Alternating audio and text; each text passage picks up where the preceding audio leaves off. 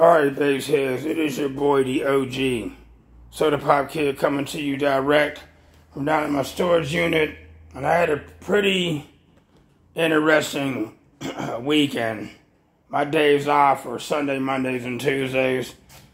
And I take Tuesdays off as an extra day. Since Tuesdays were the slowest day of the week, I take Tuesdays off as an extra day to get done on projects that I have to do. And so this weekend coming Monday, yesterday, my boy mechanic Ben Hank, finally we was to get some hood shocks done on this car, because I'm going to tell y'all, this hood is like 400 pounds, man. Might be a little over exaggerating. It's got to be 300 and something pounds. When back in 2017, when the hinges went bad, when the original springs went bad, okay, because I put wood on top of here and it made it heavier, and it actually bent those original springs. And I took a drive out to Ohio to Ashtabula, Ohio, to PJ Moore when I was going to him to get stuff fabricated. And he had fabricated some hinges on here, which is those right there. We pulled the hood off, he fabricated those hinges, and we had put some of these hood shocks on that look similar to these, but the way that he did them is he had them going way back to that piece right there. And they still weren't, 4 of them still wasn't strong enough to hold up the hood. They still didn't hold it up, and it still was kind of heavy. And then one day I was demoing last season, and demoing so hard it actually shifted them. And then the hood wouldn't close, and I decided to remove them because the hood would close straight after you remove them. Okay, and all it did was make the hood even heavier, even though the hood was still heavy with them on there at the time, and it basically wasn't helping at all having them, but even worse without them.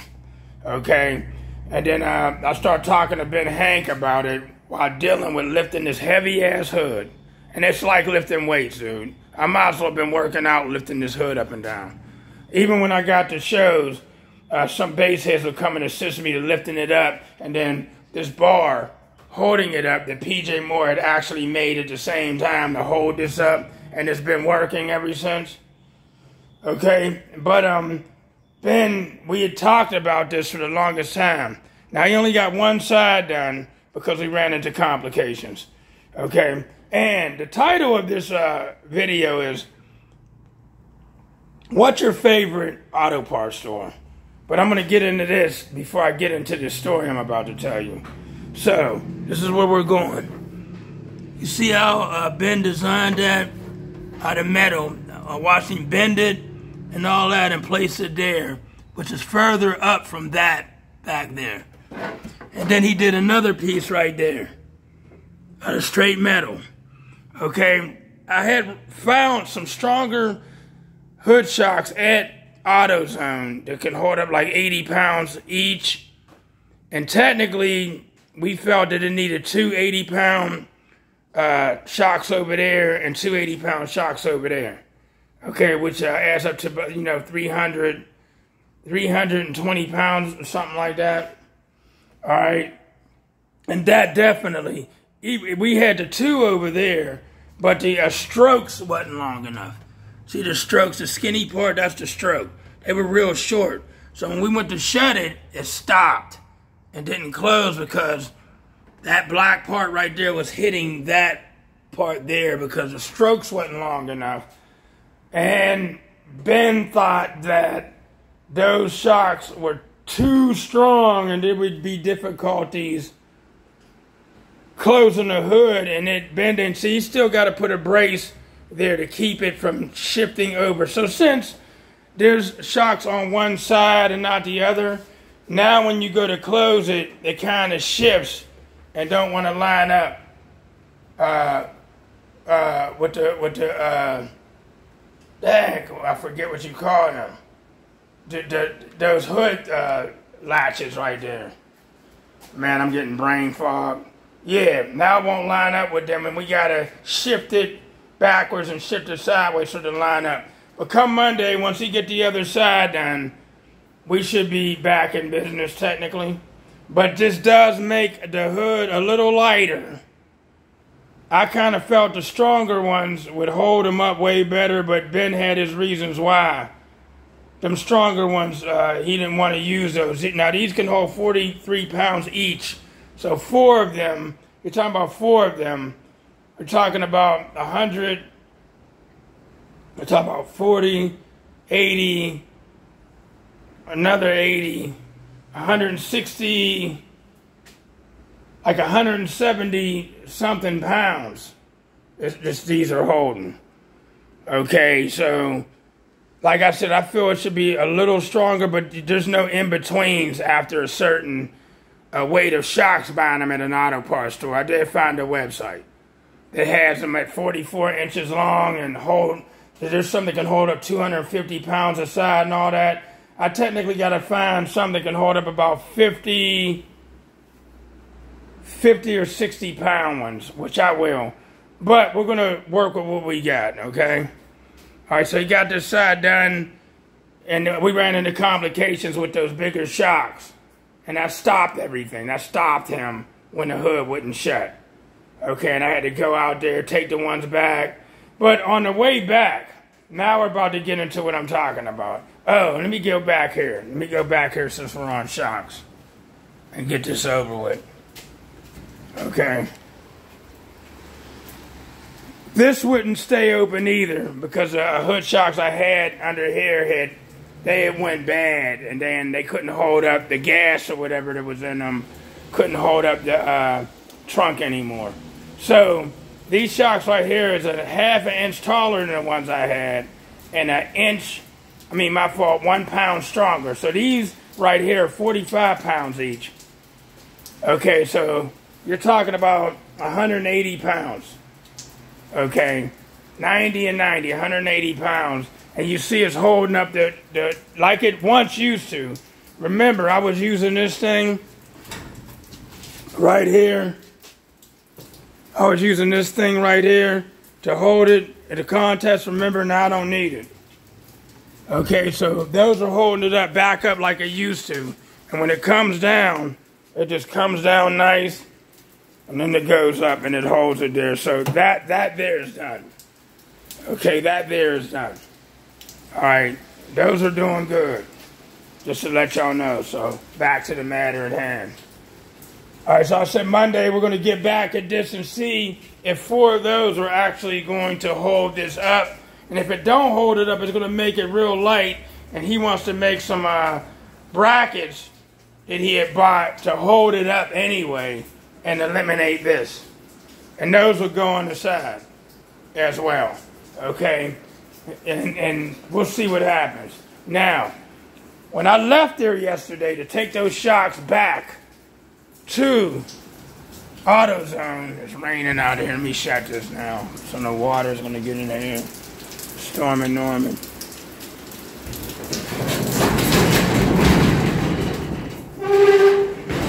Get the floor all wet. All right. I was driving back to AutoZone. So this is a question. What is your favorite auto parts store? Comment back with your favorite auto parts store. Is it Advanced Auto Parts? Is it Napa? Is it AutoZone? Is it O'Reilly's? Is it Summit Racing? Is it Rock Auto? Do you order your stuff from Amazon? You know what I mean? Do you get your auto parts from eBay? You know, what's your favorite auto parts store? Because I'm about to get into this, all right? And it's kind of deep. Advanced Auto Parts has always been my favorite auto parts store to go to that's close. But I like Summit Racing because they have everything at Summit. Engines, transmissions, car seats, and all other kind of parts there, but they only have 2. There's one in Florida and one in Talmadge, Ohio is where it's like. I've been there a couple of times, and they're a whole heck of a lot closer.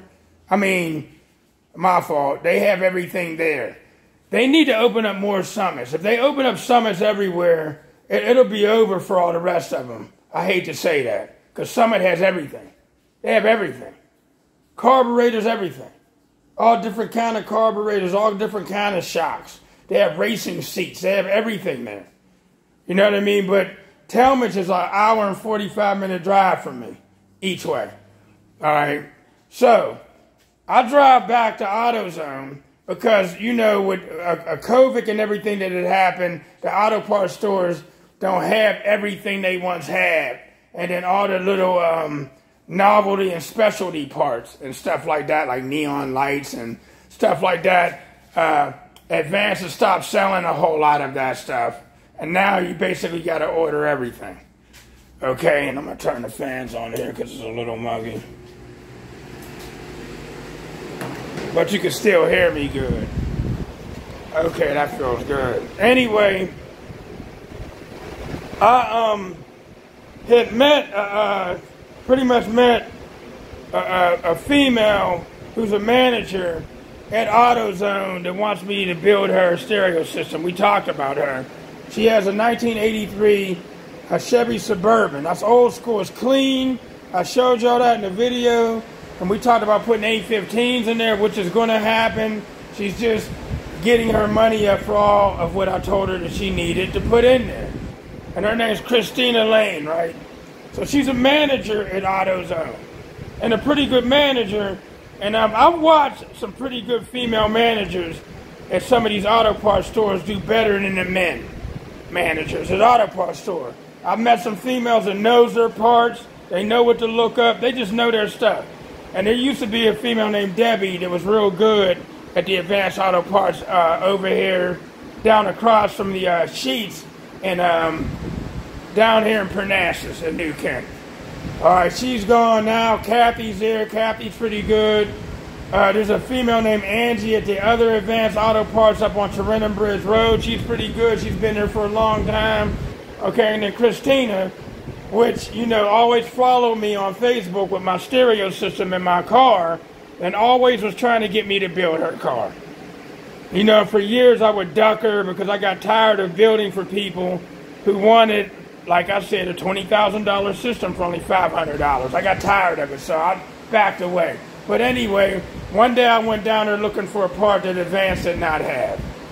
And I will admit, AutoZone does have parts that Advance don't have on tap. As far as O'Reilly's, I've been there. I fell out with a manager there some 4, maybe 5 years ago and never went back to O'Reilly's because it was going to turn into a situation. I talked about that some time ago. I wanted to put hands on that manager. I did. Okay, because he didn't understand what's going on here. He didn't understand any of this. And I was having complications with finding a belt that fitted. Once I showed all of this to some members of Advanced Auto Parts a couple months ago, they understood after they saw what I was going through, what I was going through. They understood, oh, we see what you was going through now when you kept coming for different size belts and bringing belts back. Yeah, exactly. But the point being is I was spending my hard-earned money there. This is the point. My hard-earned money while staying dedicated to coming to a certain auto parts store because I've been going to the auto parts store since Advance opened to the point where I've known everybody that worked at the one down in Parnassus. You know what I mean? Logan's Ferry Road. I knew everybody that's been through there, good or bad. And they knew who I was, and they knew my car, and they knew my car was loud. Quite a few of them sat in it and got demos. Back to the matter at hand. I go back to AutoZone to return the hood shots to get some ones with a longer throw and a little bit skinnier. As I was pulling up into the parking lot, my car died. Dead. It just stopped running. Okay? And no ignition turn, no noise, no nothing. The battery, everything about the battery still worked. Everything that was connected to the battery still worked. Headlights, high beams, radio, all that was connected to that battery. No, it was not the battery. It was still reading at 15.45 volts still. All right, usually when the car stops and there's no, when you turn the key and there's no ignition comes on or the starter don't spin, it's usually the starter. I've had this happen in the past where my starter died and nothing would come on with the key. Nothing. Okay? So we came to the conclusion that it was the starter. None of these auto parts had a starter for my car. All right, I originally got my starter from Murray Automotive Electric over there in Murraysville. Okay, period. All right, so, and it's warranty. So, I figured I'd get it towed up to your neighborhood mechanic. I called Ben, told him what happened, and that I was calling AAA. I advise y'all to get AAA. I've had AAA for years. I got AAA Plus where you get 100 miles of tow in one tow. For 100 miles, you get AAA Plus instead of the little 3 miles that they give you. So I got AAA Plus in case I get caught out there, like way out in Columbus. Then they can tow me all the way back to Pittsburgh. That's about 100 miles or a little more. Okay, so I had to call AAA. But anyway, Christina happened to be at work. She wasn't at work. She was at the job picking up something and happened to come out and see me stranded halfway up into the lot. She only weighs like 90-something pounds soaking wet with ankle weights on and rocks in her damn pocket. Only 5'4". Here this small woman comes out to try to help me push this heavy-ass car into a parking space. Little small woman, ready to help push. Now, and it just so happened that she goes into her own store and asks some of the grown-ass men, hey, we got, someone halfway parked up in the lot that's like blocking the lot. He needs his car just pushed out of the lot into a parking spot. They refuse to come and help. We're talking about AutoZone there, right on Trenton Bridge Road. They refuse to come and help. She was helping. Just her. But some passerbys did hop out and help. Like I said, there's good people in this town. They hopped out and helped. So it was me, her, and one other guy. So we was like, we'll push, you steer. Of course, she couldn't steer it because the ignition wasn't on and the steering wheel was stiff. So I was like, oh, let me hop in there and work the steering wheel and y'all push. So the three of us actually got the car pushed into the park. And granted, but all this stuff in this car is damn near 6,000 pounds. You understand, it came off the assembly line at 3,600 pounds with nothing in it. When it was an ordinary 1984 Olds Delta 88. But with all this stuff in it, it's close to 6,000 pounds. You get what I'm saying? If you're pushing it on flat land, of course it can be pushed. Try to push it up a little slope to get it into a parking lot, you're going to need 4 guys to do it. Trust me, I've been there. Yeah, so them guys wouldn't come out. Even somebody from across the street at O'Reilly's came outside and seen what was going on and yelled and was like, hey man, you need a jump? And I was like, no, this kind of battery, you're not jumping. It ain't the battery. It's something else, man, but thanks anyway. You know what I mean? And I stopped going there. That manager's not there no more. But I stopped going there because of him. But still, somebody comes outside and says, hey man, you need help? And other passerbys was asking to help. And guys coming out of AutoZone was asking to help. But by that time, we'd had everything done. All right, and I thought it was a starter. Come to find out, the next day, I go all the way to Murray Automotive Electric early this morning and got another starter. Since mine is warranted, they gave me another one. It's like, hey man, when you get the other one, then bring the other one back. We'll swap it out. I asked them to order me a high torque starter for the race cars. So I won't have no starter problems ever again with them. Kind of starters are a beast. All right, so they ordered one. It's like, hey man, when everything gets good, you can just bring them back. You know what I mean? So I get to Ben's, and me and Ben got into a discussion about it being a starter that caused a problem or not.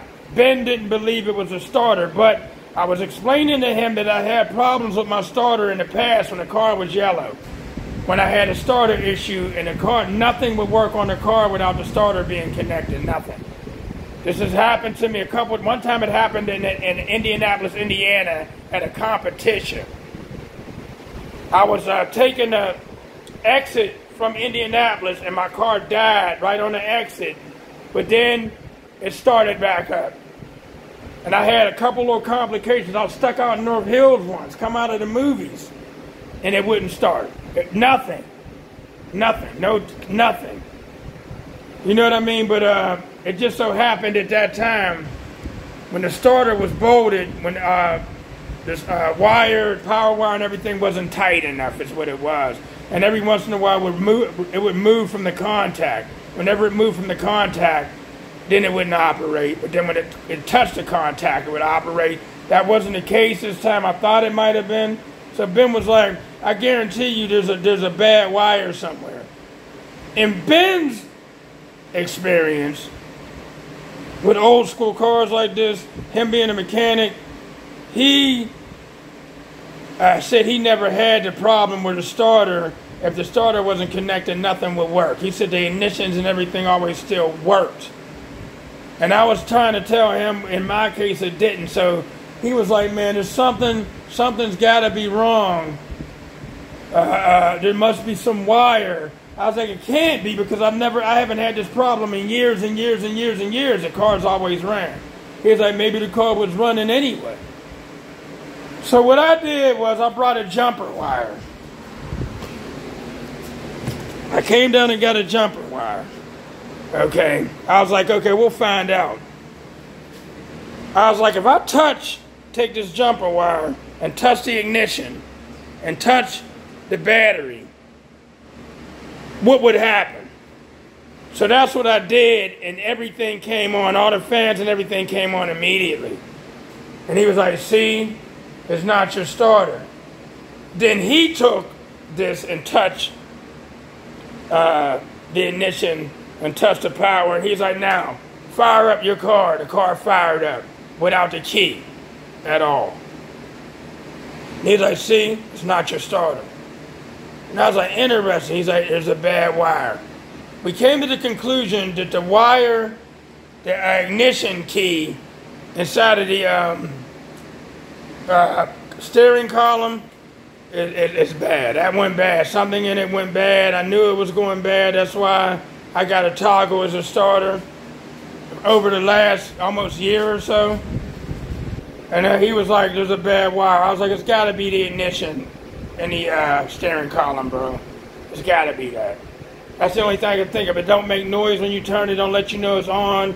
The ignition won't come on. And so we had to do something. I was like, well, I want to run a toggle on the ignition. I always wanted to run a toggle on my ignition.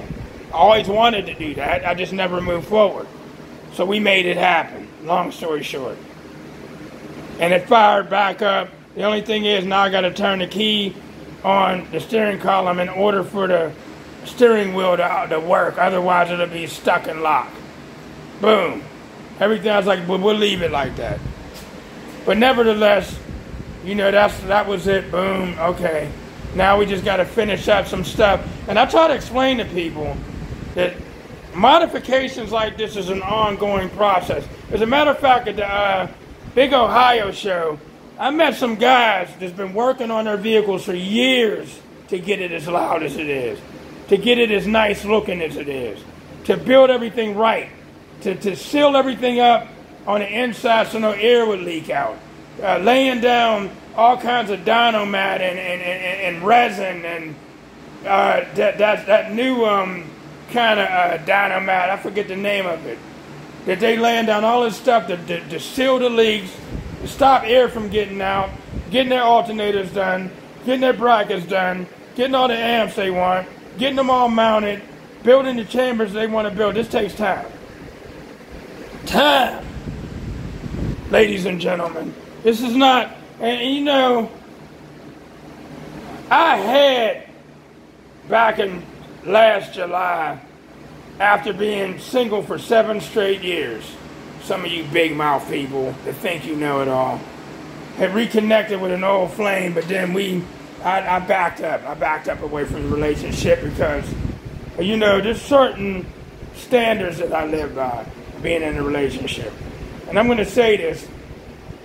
There's nowhere in the Bible where it says After God made all the animals and made the plants and the sky and the sun and the rain and the moon and the stars and the grass and all the oceans and all the fish in the sea and all that, when he made Adam, and Adam looked in the water and seen his reflection and seen that he didn't look like any other of the creatures that God made.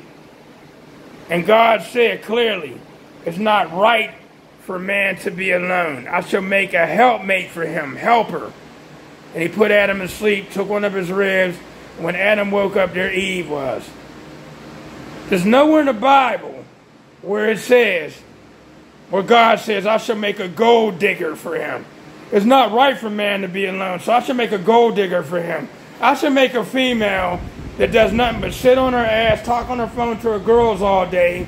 If she got a job, she takes all her money and buy whatever she wants with it. She don't help out with nothing in the house. The man buys all the supplies, pays all the bills, buy all the toilet paper, mouthwash, toothpaste, laundry detergent. If anything breaks, he fixes it and she does nothing but run her mouth on the phone, go out and party, go to bars and drink and smoke. That's where all her money goes. There's no kids involved.